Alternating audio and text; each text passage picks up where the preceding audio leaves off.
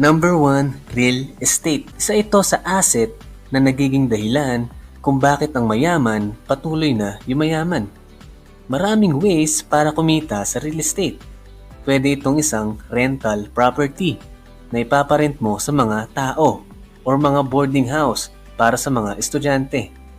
Pwede rin itong for commercial or mga negosyo ang uupa. Ang rental property, it's a way na rin para magkaroon ka ng passive income. Number 2, business.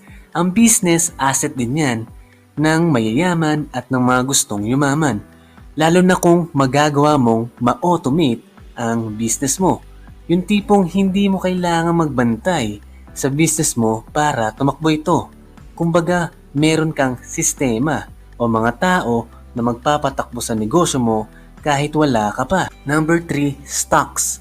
Itong asset na ito ang magbibigay sa'yo ng kapangyarihan upang maging part owner ka ng isang malaking kumpanya.